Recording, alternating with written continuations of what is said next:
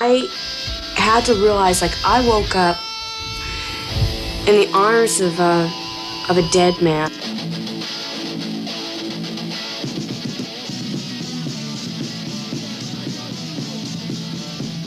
Tonight on the 85 Grave Show, we explore the life and death of legendary Germs frontman Darby Crash on the 40th anniversary of his untimely passing. First, a brief narration of Darby's upbringing, aspirations, and tragically short life. Next, we explore the career and legacy of Darby's infamous 77 punk band The Germs. Then, an in-studio discussion on Darby, The Germs, and the Southern California punk scene. Finally, we travel to Hollywood, California to visit Darby's gravesite, local Germs haunts, and the room in which Darby spent the final moments of his life.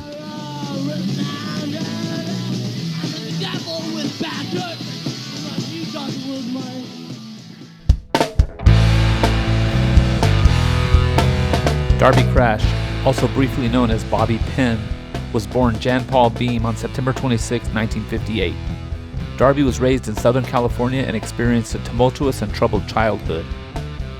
Growing up without his biological father, Darby was raised to believe that Harold Beam was his father. Harold ultimately left the family when Darby was still a child, and it wasn't until a decade later that Darby was informed that his biological father was actually a Swedish sailor who passed away before Darby even knew he existed. In 1964, at the age of 11, Darby lost his oldest half-brother Bobby Lucas to a heroin overdose. Legend has it that Lucas was murdered by his own drug dealer, who intentionally supplied him with an uncut, lethal dose of the drug. Lucas was 27 years old when he died.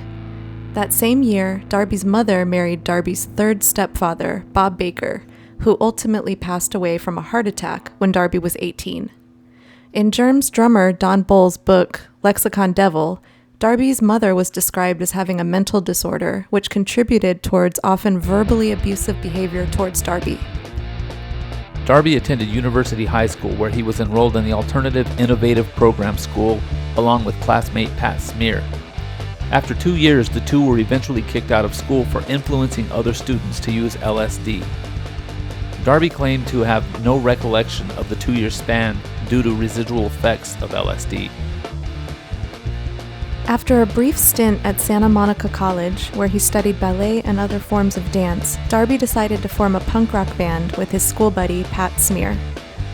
They initially juggled the names of Sophistifuck and Revlon Spam Queens. Ultimately, due to the extra costs of getting a long name printed on t-shirts, the name Germs was adopted and history was born. The band's first serious attempt at a legitimate lineup led them to post the following ad: "Wanted, 2 untalented girls who don't know how to play their instruments to form a band." Responding to the ad in April 1976 were bassist Lorna Doom and drummer Belinda Carlisle of future Go-Go's fame. Carlisle was not in the band long enough to perform their first gig due to a bout with mononucleosis. The Germs performed in front of an audience for the first time at the Orpheum Theater in Los Angeles as a dare. The band had no songs arranged and relied on stage antics to get through the gig. Darby wrapped himself in red licorice and stuck the microphone in a jar of peanut butter. As guitarist Pat Smear recalls, "We made noise for 5 minutes until they threw us off." The Germs would spend the next couple of years gigging and building the reputation of an unpredictable band capable of all forms of destruction, including self-destruction. Darby was often injured during shows, either from drunken falls, self-inflicted cuts, and violent scuffles with audience members and/or bouncers. During this time, the band managed to record and release 2 singles and an album-length demo. After being banned from nearly every club in Los Angeles, Darby decided it was time for the band to put forth a serious album. In 1979, the Germs released what would be their only full-length album, G.I. The album was a clear step up for the band, both musicianship-wise and status-wise. Produced by Joan Jett and released on Slash Records, G.I. would very quickly sell over 10,000 copies, an almost unheard of number for a band with such supposedly limited musicianship and with almost no venues to perform in order to promote the album. The album is considered by many to be the first ever West Coast hardcore album. In early 1980, the Germs participated in the punk rock documentary Decline of the Western Civilization, alongside peers and punk legends Black Flag, Fear, and Circle Jerks. Due to the Germs being banned from all the local venues, the production crew were forced to rent a soundstage as a mock venue for the performance. The film would ultimately launch the Germs into permanent legendary status, cementing Darby's legacy due to his stage antics. Darby was also filmed in a friend's house cooking breakfast and talking about the band and why he does the things he does in his performances. Although the scene was alleged to be set up in order to make it appear as if Darby lived with a female, Darby's authenticity, vulnerability, and honesty are a definite highlight of the film. According to legend, Darby was in fact bisexual and lived with a male partner, but feared the scrutiny of being a gay man in the 70s, particularly in the punk scene. The Germs performed a show in April of 1980, soon after which Darby decided to disband the group. He traveled to England for a short time and indulged heavily in the British punk scene. When he returned in July of 1980, he formed the Darby Crash Band, once again recruiting Pat Smear. Darby considered this to be a more professional group that would avoid the wild antics of the Germs and obtain better bookings and be taken more seriously. Oddly, it was Darby himself that was the cause of the shenanigans at all the Germs shows, so the formation of a new group for this purpose seemed quite ill-conceived. The Darby Crash Band performed gigs at the Starwood but did not get the type of reception Darby had hoped for. According to Pat Smear, the Darby Crash Band was just like the Germs but with worse players. After a few gigs, the group disbanded. Not long after, Darby introduced the idea of a Germs reunion show with bassist Lorna Doom and drummer Don Bowles. Darby disclosed to Smear that his real purpose for the reunion show was to earn money to buy enough heroin to commit suicide. Darby had talked many times previously about committing suicide as part of his 5-year plan for the Germs, as well as his own legacy. Because Smear had heard this kind of talk from Darby over the course of their partnership, he did not take the comment seriously. The show took place on December 3, 1980 to an oversold Starwood crowd. The successful return would be Darby's final performance, and he made sure to let the crowd know with comments from the stage such as, "We did this show so you new people could see what it was like when we were around. You won't see it again."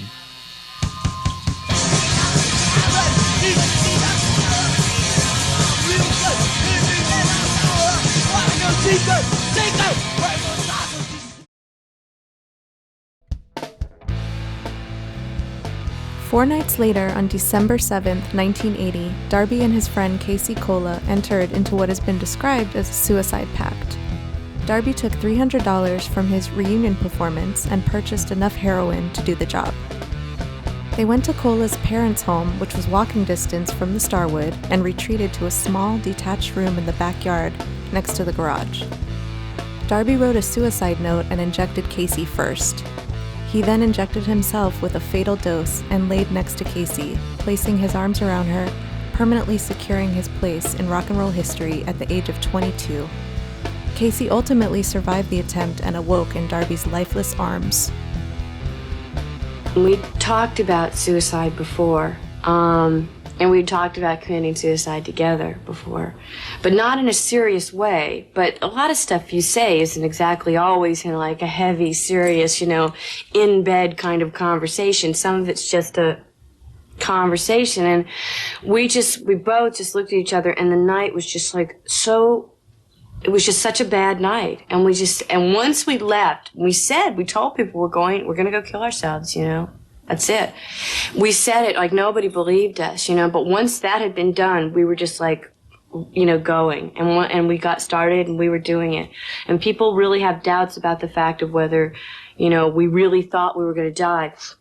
People will swear to me that Darby doesn't think he was going to die, and I know for a fact that he wanted to die.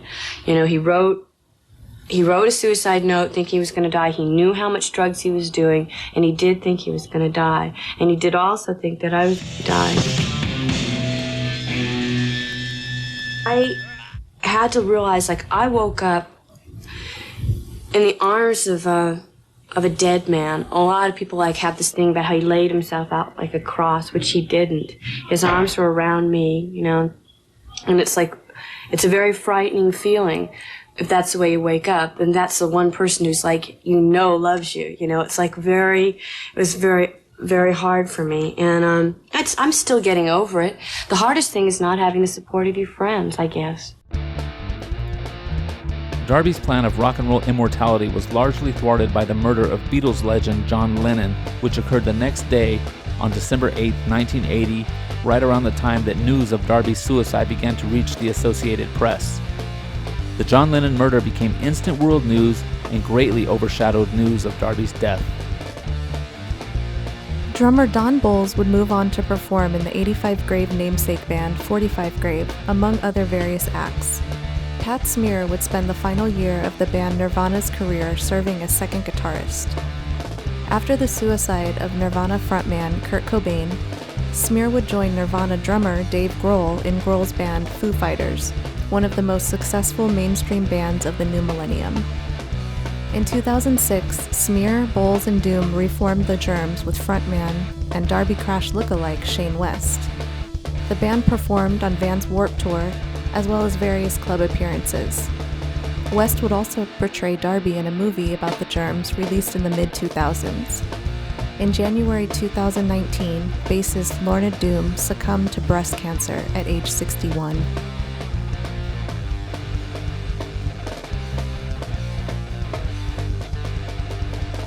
In the 40 years since Darby's death, Darby has been far from forgotten. The GI album has become a collector's item and costs upwards of $400 to purchase in present day.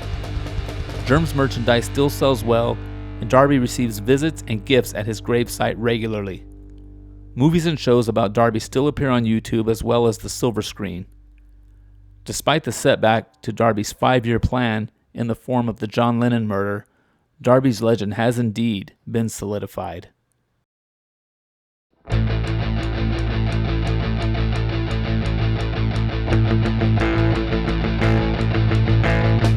And we're back. Welcome to the 85 Grave Show, everyone. We made it back. Welcome. Kind of close to when we said we would. We said we would be ramping things up. We're back a little sooner.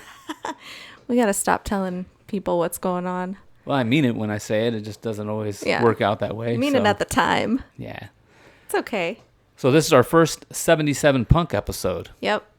So people have seen it on the banner and they didn't know what it was. Mm-hmm. And I've had to explain it to a couple of people.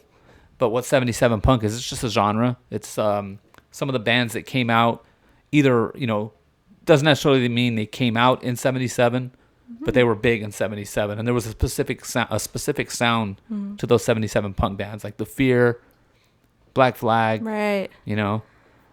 And it was just like, that was like the biggest year. For that style. For that punk sound, I don't know I don't know if that comes from Britain or if it came from like California. Oh. But that's what 77 Punk is, and this is a big episode as far as 77 Punk. The Germs were a huge Darby and the Germs were a huge part of 77 Punk. And they started in 76, but right. They got their wheels spinning in 77. Got their wheels spinning. Yeah. Darby. So speaking of that, so this is another thing I've had to kind of discuss, I've played in, I played in a New York hardcore band. Mm-hmm. And a lot of people talk about, New York is famous for hardcore. The East Coast is famous for the hardcore music. Agnostic Front, you know all the bands. Right. Love them. So, and it's like, people have wondered, like, well, where was California with the hardcore music? Well, this is how it went in California.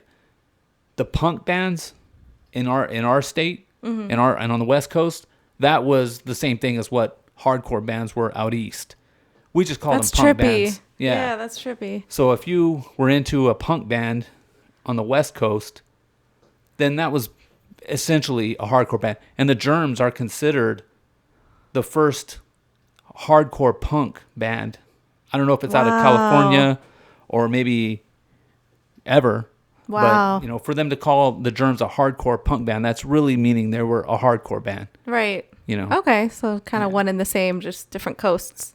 Pretty much, yeah. Pretty much. Wow. Of course, there's a lot about New York hardcore that I was never a part of until later. Right, so right. I can't speak on the on the roots of it, but I can speak on the roots of California. Yeah, for sure. And this is Yeah. what it was. The metal bands and the punk bands would play together, and it was kind of like a lot of the punk bands had a lot of metal in them, and Yeah. vice versa. So my first band, Revenge, that was from a Black Flag song. That's where the name came from.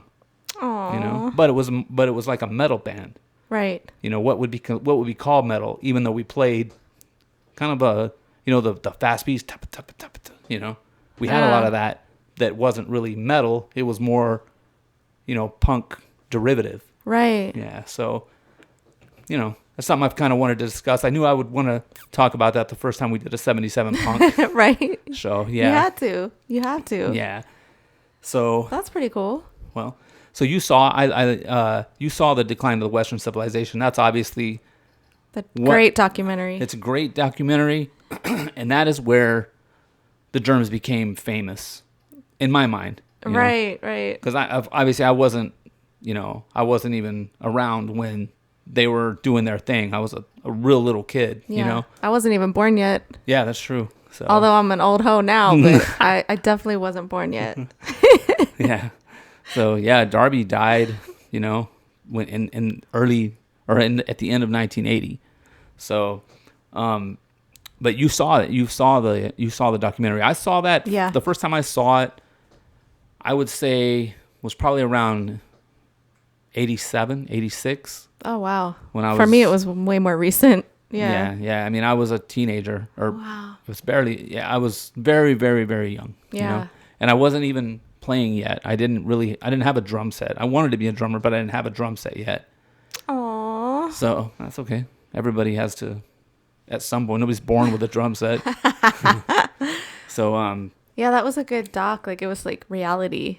It was Yeah. like before reality shows. It was just cool. I think my favorite thing about it is the scenes in the house where he's cooking and stuff. Yeah. Because he's not fronting. He's not putting up some kind of facade like, oh, I'm this crazy punk rock guy.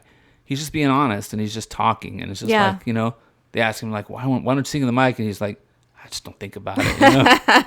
It was real. He Yeah. was real. He was very real, and that's probably why Yeah. people loved him and were drawn to him, because even though his stage show was crazy, it's real because he doesn't have some, Other life or something. He doesn't play some role Yeah. and try to live it 24/7. A lot of people do that. A lot of, Oh, yeah. and they Yeah, people front. they try to be in character, and he was in character. He just was a It real was dude. his own character. Yeah. So, and then obviously, the part about him being bisexual, which is, and especially back in those days, that's the same Yeah. thing as just being gay. That's just being gay. So, and they did that scene where he's in the house cooking with that girl. That girl was just a friend of his. Yeah. And I thought it was a girlfriend at first. I wasn't sure. And, Yeah. and that's kind of that's what they were trying to Go for? Yeah, like trying to insinuate. Yeah. Cooking Because- breakfast together. Exactly, They like- slept together, whatever, the night before. Yeah, exactly. And the reason for that was because he actually lived with a guy, that was his partner or whatever.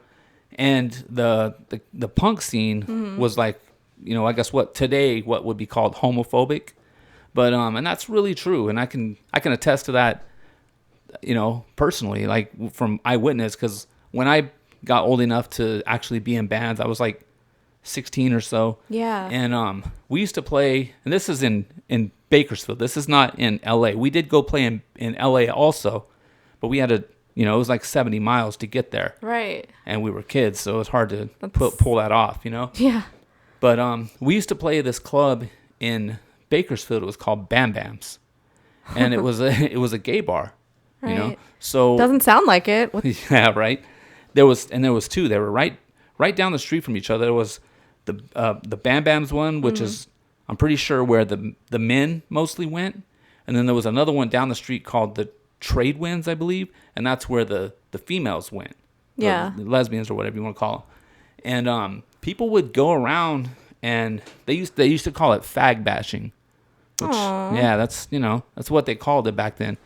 And people would like stalk the clubs and wait for them to close, and they'd come out, and people would attack them or throw shit at them, So lame. It's just that's the way it was back then. Yeah. I think And it's still like that probably. No, a little bit. No. Now it's totally 180, you know. Maybe. Now if you're not gay, you know, you're kind of a loser or something. You know? Oh no. A lot of you, I know, Sorry, right? we're not gay. Yeah, a lot of people, you know, say they're gay and pretend to be gay just because it's kind of cool now, which that's fine, that's great. But back then, for Darby, he didn't want that stigma. He didn't want that part of his life exposed. So they staged that part. But his actions in there were very real. It looked to me. I mean, I didn't know the guy obviously. So, but that's kind of, you know, when I first found that out, which wasn't that long ago. Yeah. I didn't know this back in the 90s or 80s when I saw it. Right. But I just felt sorry for him because I know what things were like back then for people. You know, And I what really would have do. happened to him if he Yeah. would have came out or something? Well, I don't think nothing would have happened to him because he was crazy enough. But I can understand why he was trying to avoid being cast in that light. Well, do we know the guy that he lived with, this supposed guy? I mean, yeah. Has he ever done interviews or anything? Oh, I don't know. Oh, okay. I don't know. We know who it is, though? Well, I mean, I've read about it. Oh, okay. I know I read the name. I didn't think it was matter to include it. Yeah. You know?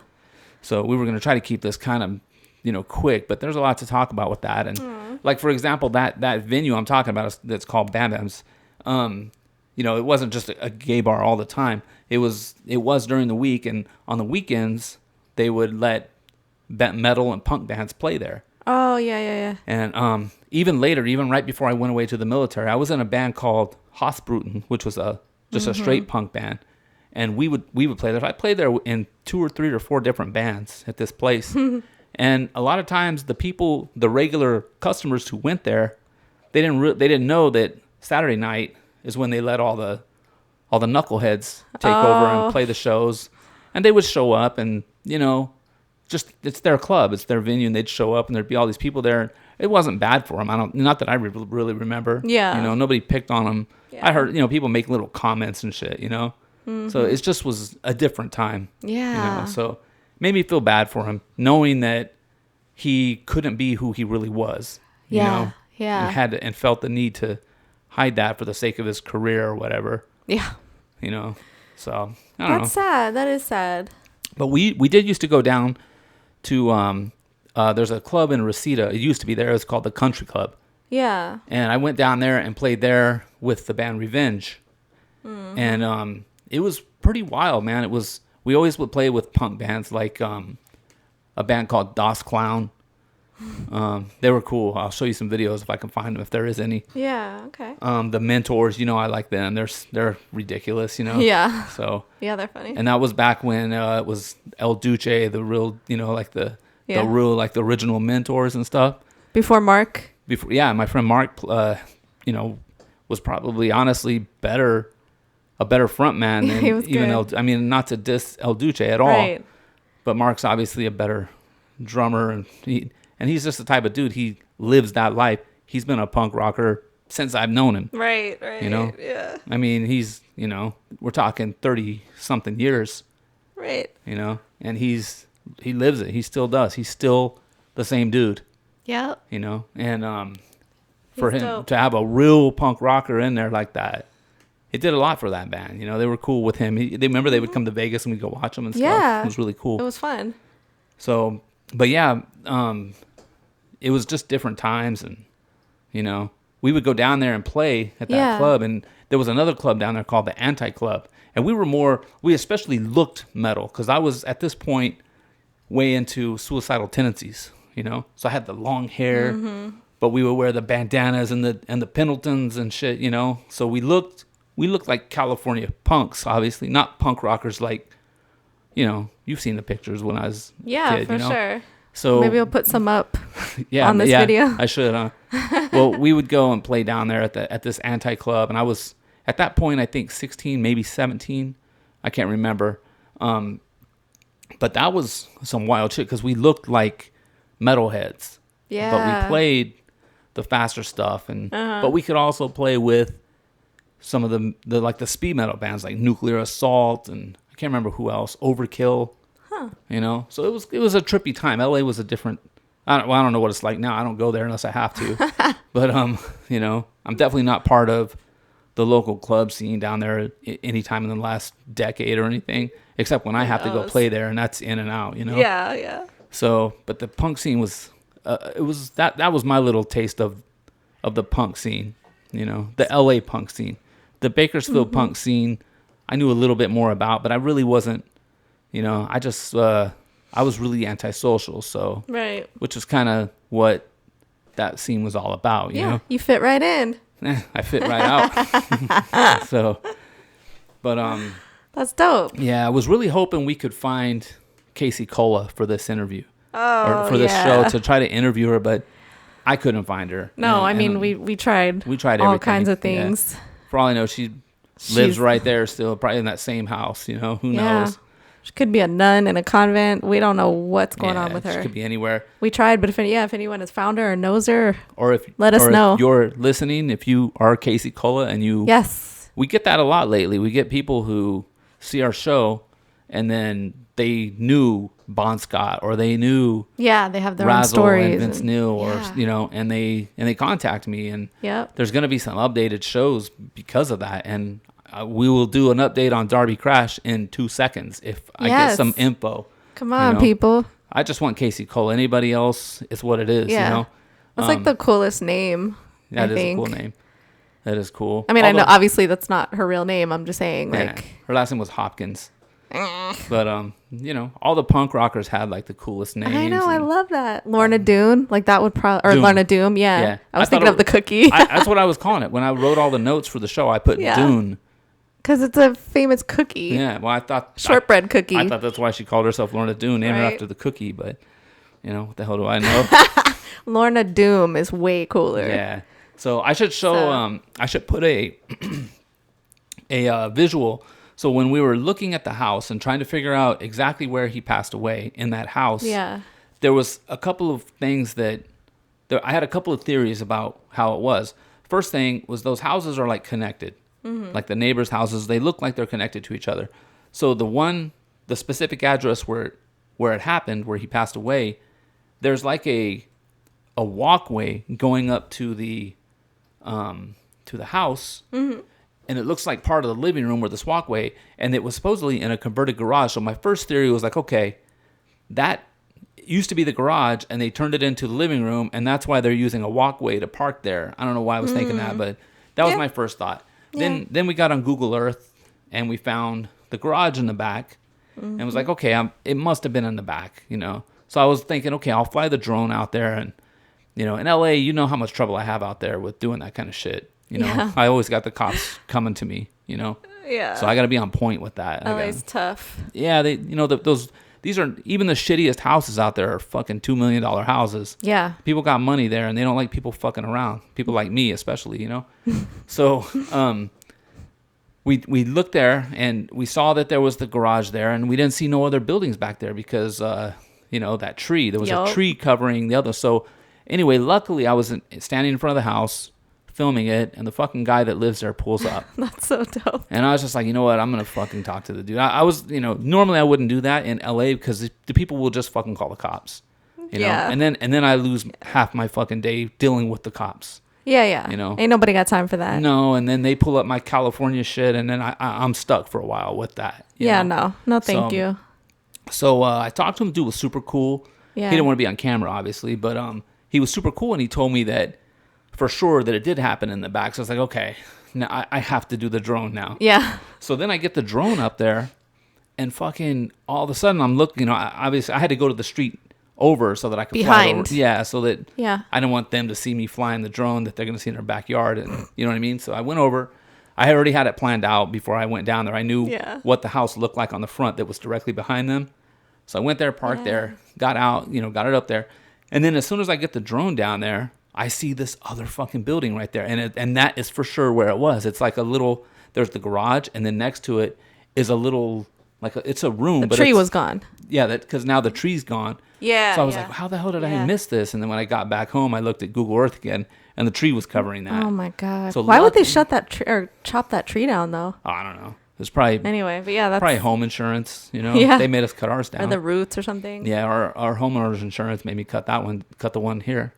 Because that was like a big tree. It covered the whole building, obviously. Yeah. So, but anyway, it was probably, and plus there was power lines all over. That was another thing. It was sketchy about flying the drone there because you can't really. I couldn't visually see what was going on. I'm just looking through the camera of the drone, so I could see all these wires. And I'm like, fuck, man. I'm. If I hit one of those wires and my drone goes down, I'm fucked. Yeah. Because now I gotta break into their yard. You know, Right, so, right. I would, but Yeah, of course. you know, that's That footage. I need it. Well, I need my And drone you need your too. drone. Yeah, that's a guaranteed fucking ride to fucking county if you get caught breaking into some millionaire's yard. You know. Yeah. So, but anyway, luckily I got it, and we got some really good shots of it. Yep. So that was a trip. That was really That a is trip. amazing. So, and then of course the Starwood venue. The reason that we included the Starwood is because it was a really big part of the punk scene. They were the first club to really let punk bands play, you know? That's cool. So, hold on. Make sure this thing's still recording. Yes. Yes. Yeah, I got scared for a second. So the Starwood was the first, like I said, the first place to really let punk bands play. Okay. Yeah. And they had what was it? That was the Eddie Nash, the Wonderland stuff. That's right. Right? Yeah, that's right. You remember that. I still want to drive by that house. Anyway, that's another episode. The Wonderland murders? Yeah. We'll get to that. We'll do that one. Yeah, you're right. The Eddie Nash from the Motley Crue, from the Dirt. The Dirt. I mean, not that, you know, also from the Dirt. Right, not from the Dirt. Yeah, of course. It has nothing to do with the Dirt, Obviously. really. But Motley Crue, they did their first shows there. Nikki Sixx, the bass player of Motley Crue, got a job there and like being a janitor or some shit just so he could get his bands play there. So the band London in the Dirt, whenever it shows them Tommy Lee go to see him play, and then they get in the They fight get on breakfast stage. afterwards. Yeah, or go to eat afterwards. That was London, and that was the Starwood. And then the scene where they had that ridiculous like fight, and the guy yelling Motley Crue. Oh, that was yeah. So fake. Like that would never happen at any concert. That was supposed to be the Starwood? That was the Starwood because Motley Crue played their first few shows there. Oh, at the that's so Starwood. cool. So much history. Oh, that place has more history than, I mean, it's insane. Every band played there. Every big band. I mean, you name a band from that era and they probably played there. That's dope. Especially, and then they let the punk bands play, all X and Black Flag, Circle Jerk, all those bands got to play there. So I filmed that, and it was also really like maybe a 10-minute walk from the house where Darby died. Oh, that's So that's Casey close. Cola lived right down the street from it, but it was just a big for the punk scene, you know? Yeah. But yeah, you're right. That was owned by Eddie Nash. So like in Boogie Nights, I love that the part movie. where they go throwing the kid in the firecrackers, that was very loosely based. But yeah, that was Eddie Nash, and also the guy who either ordered or was part of the Wonderland murders owned the Starwood. And they said that all his drugs, that's where he kept them at the Starwood. Oh. Yeah, so it's That's a crazy spot. it is. Yeah, it's a crazy Hell spot. yes. So they you know, that we could do a show just on the Starwood, but it's tore down now. You know, it's gone. It's not there. But I at least went to where it was and filmed the strip mall. I don't know. I wonder why they tore it down. I don't know. Who knows? You know. What is there now? It's just a strip mall. Oh. Yeah, I'll show you the video. Lame. Yeah, it's just, I don't know. All right, fuck the Starwood. Right? Yeah, it's gone. It's history.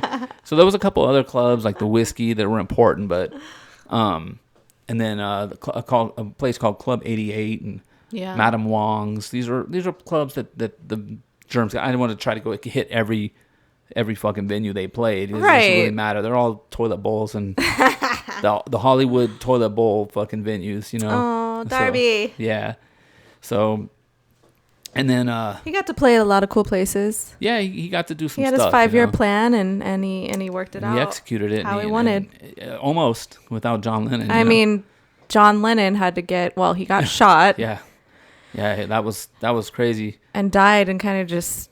It overshadowed it because it was like basically the same time that Darby's death was reaching the news. You know, there was no Twitter and all that shit. So, no social media, nah. nothing. So by the time the AP was getting that information, John Lennon was killed, and that was world fucking news, you know? Yeah, I mean, come on. Yeah. He obviously was way more popular and all that, but yeah, it's still shitty. yeah. Both deaths are shitty, but I initially thought that that they filmed the decline of the Western civilization there because I don't know why. Where, I thought at that the Starwood? At the Starwood, but they didn't. it was that church, right? Well, all the different bands played in different places. Yeah. But the Germs, that was actually a soundstage. The producers of the film had to rent a soundstage because the Germs were banned from every venue. You know, which is weird because I feel like they could have shot it at the Starwood because they let them play there. It seemed like every month. You know, after that. Maybe it just got to be too much and they just didn't want him there. Maybe. Yeah, I don't know. But when I saw that, you know, I of course, I loved the Black Flag. I loved X. I mean, I still love them. You loved Black Flag before Rollins, though. I like the Rollins stuff okay, too. You know? But, and then the Fear. Mm-hmm. I love the Fear. That's like one of my favorite bands of all time is the Fear. I love the Fear. So, but I saw the Germs play. And they looked so ridiculous, and it just looked like they couldn't play at all. So I never like took them serious. I never really tried to find their album or none of that.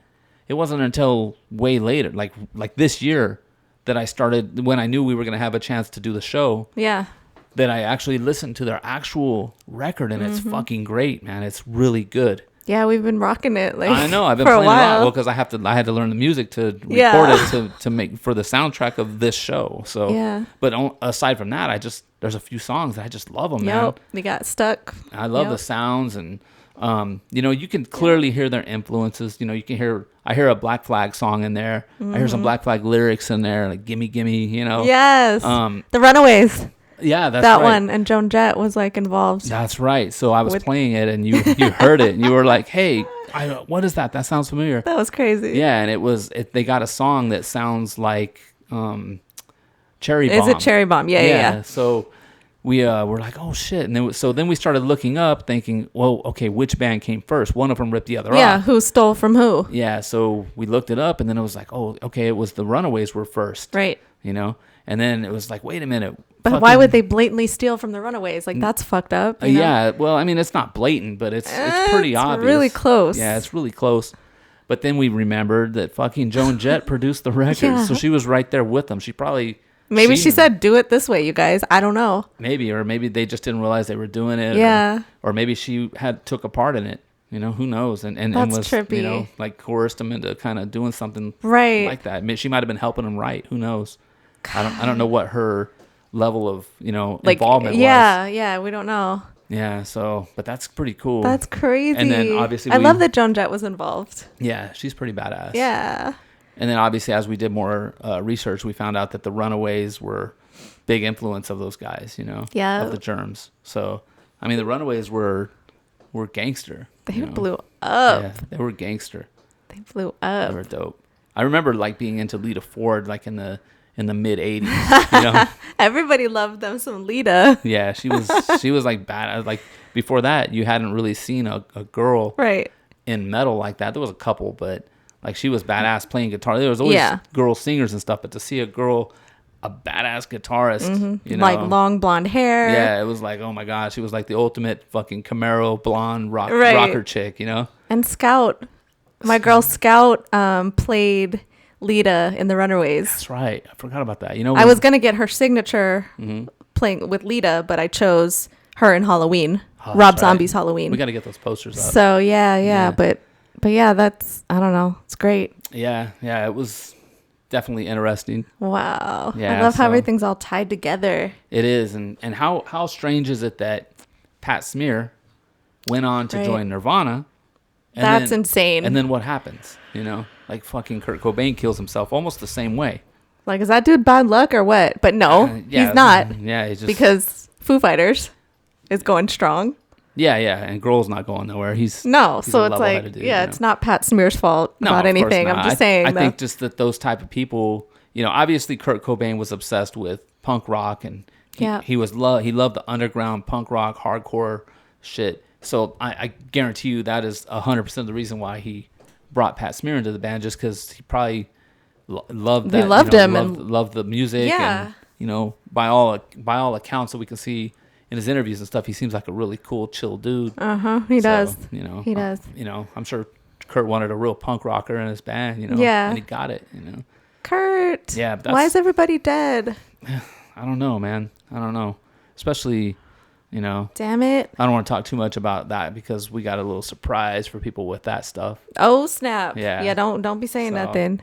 Yeah. Don't be saying nothing. So, well, other than that, I mean, that was pretty much, I think we Covered a lot. We double and triple covered everything from the narration and from my, the videos, footage and everything. The videos I did on site, Yeah. Probably getting a couple of things 2 or 3 times, but it's okay. It's okay. It's like a punk rock song. Same shit. Same chords over and over and over. This episode is a punk rock episode. So exactly. Yeah. So finally happy to get people have noticed and they've asked, like, if you look at the collage of our like our catalog. Yeah. No, our background, like on YouTube and stuff, you'll see a couple of punk rockers in there. You see Darby Crash. Mm-hmm. And you see Lee Ving. I know I'm not waiting for Lee Ving to pass away. He's never going to die. Lee Ving cannot die. He's invincible. The reason Lee Ving is in there is because he's a fucking badass dude. And he's been in some horror films that you will see more of shortly. Uh-oh. Was that a little hint? Maybe. So, who picked up on that? I don't know. See if anybody's even listening this far into it. Hey, we have a shout out. Oh yeah, this guy might be listening. Yeah, we got a cool dude. A fan. We have a fan. Yeah, on YouTube. What's his name? Jason. Okay, Jason LaBarbera. He wanted to see how bad we fuck his name. I was gonna say I don't want to demolish his name. Yeah, well, I'm gonna try. Jason LaBarbera. Did we do that right, Jason? You're the man. Thanks for listening. He's gonna come into the comments and tell us. Where's he from? He's from Idaho. Idaho's cool. We gotta actually make a trip up there soon anyway. I mean, we know Cassie Joe, that whole episode, the house is up there. But Idaho just seems cool. I'm filming up there. We're filming a movie up there in the spring. Close. Well, yeah. Not in Pocatello, but right in northern Idaho. Yeah, so maybe we'll go check out some Idahos. Yeah. Get some potatoes. Good. So, all right. Well, thanks for joining us on our first, but not the last punk. Not the last punk show. No. And enjoy, you guys. Enjoy. Thanks for listening. Peace. Have a good one. Peace.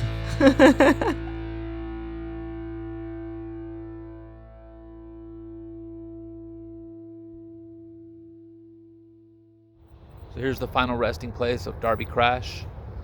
See, his real name was Jan Paul Beam. All the coolest punk rockers have their own names.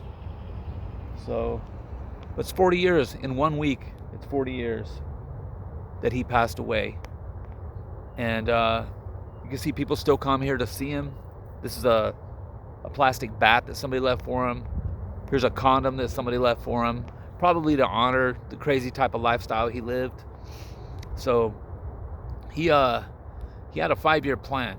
His plan was to blow his band up, get his band really big, at least, like a cult following. Then break the band up, which he did, moved to London, hung out for a while, I don't know exactly why.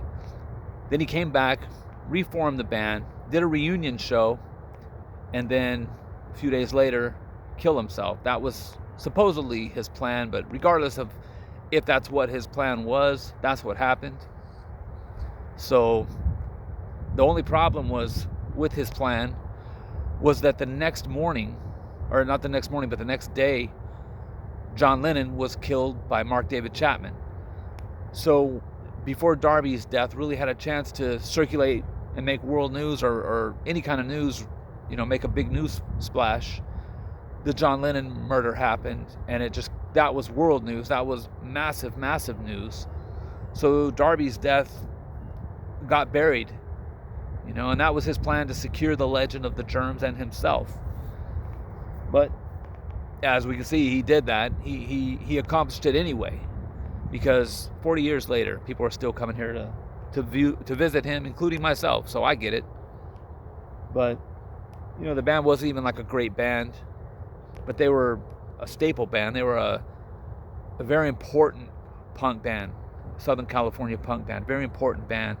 A lot of influence. They influenced a lot of people. Of course, Everybody knows the guitar player Pat Smear. He went on to play with Nirvana, and which is strange if you think about it, because that's two lead singers that he was in bands with that committed suicide. So what a rough time that guy must have with all this stuff. But he went on, and then he plays for the Foo Fighters, and Dave Grohl seems like a pretty stable guy. I don't think nothing's gonna happen to him, luckily. But yeah, this is him. This is the final resting place, Darby Crash.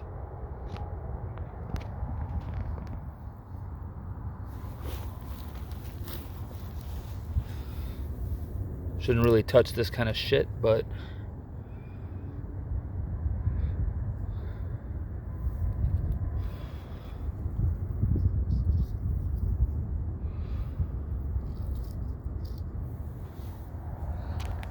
had to come back for a second. I didn't catch one thing that was left for him here. Really cool ring somebody left for him. So whoever you are out there, if you see this video, don't worry, your ring's still there.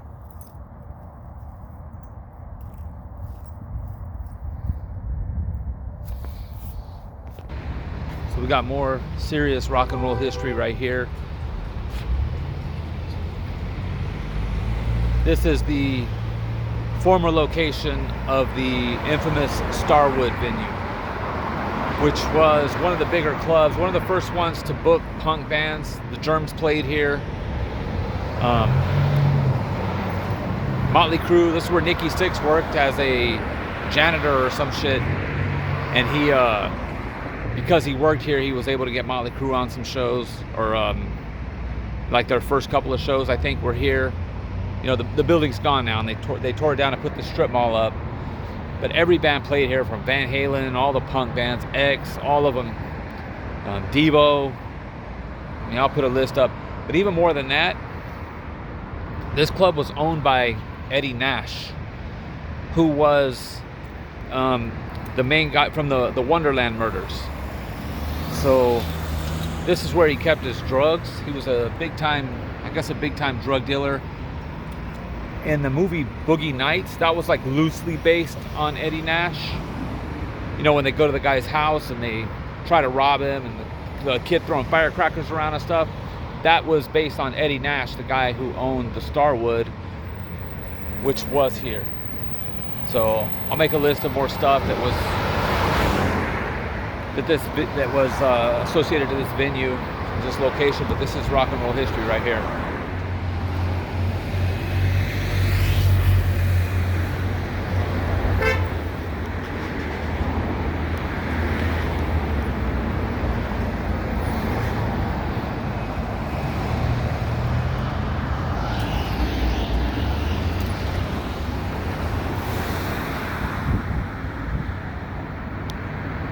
So here right behind me is the house that Darby died in. It's right over here. Pretty much where that car is. It was a it was a converted garage where they were. Him and Casey Cola. That's where they passed away, or that's where he passed away. They did the suicide pact. Try not to be too invasive in this neighborhood. These people are kind of weird. But there it is.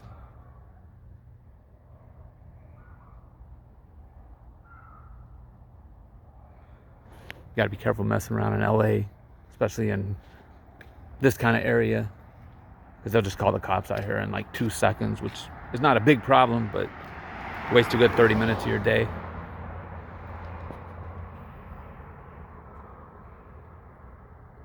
I was gonna fly the drone up in the backyard because I thought the garage was, there's a shed in the back. I saw it on Google Earth, but I don't want to.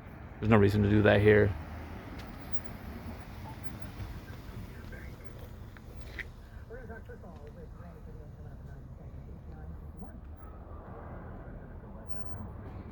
There's a guy pulling up here. Maybe I'll press my luck. Maybe he lives there.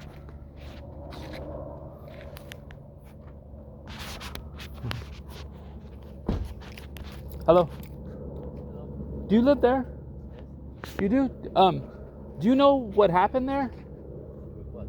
I'm gonna cry. I'll stay over here. 40 years ago, there was a singer.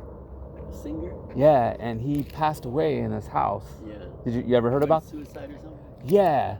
You heard about that? Yeah, I think I heard it. Okay. Yeah. So I don't know. Do you ever get How people? do you know that? I do a show on YouTube, so I go and I film locations where things happened, So, and I was a fan of that band. It was from a long time ago, from the '80s. Well, really from the '70s, and yeah, it was an old punk rock band. And why did you commit suicide? I don't know, just depressed, I guess. Well, I thought it was the price of the house. Yeah. Do you how long have you lived there since like a long time? Like, so you were probably the first one that got it afterwards, and they never disclosed that? I don't remember. No? But I knew somebody died there. Oh, you didn't know that? What it was there was his name was Darby Crash, and I'm sorry, I'm filming myself. You mind if I film you a little bit? Yeah, no, I don't want to be filmed. Okay, it's got myself. His name was Darby Crash, and him and his girlfriend did a suicide pact, and I don't know, they overdosed in there. It said there was a converted garage. Because it wasn't that's what I also heard, that it was the back room, not the house. Oh, okay, so there's a room in the back? Yeah. Okay. Was it like and that used to be like a garage or something? I don't know what it was. There's a garage. There is a garage. Oh, okay. It's like a back room. I heard that. Yeah. Okay, well, I appreciate you talking to me. Take care. Okay, so it is the garage in the back. So that means I'm going to have to fly the drone up there. So sorry, everyone. Sorry for the real cool guy. Obviously, it's kind of strange having people come up, and especially people that look like me, and start asking you questions about your house. But I got to do what I got to do.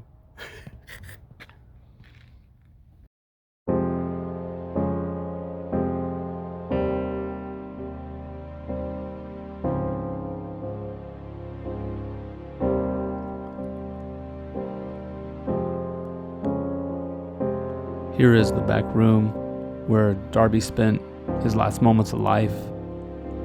December 7, 1980, 40 years ago today. Darby and Casey Cola entered their suicide pact. They went into this little room here. Darby wrote a suicide note. Then he injected Casey Cola and she passed out. Then he gave himself the lethal dose and laid down next to her, put his arms around her, and passed away.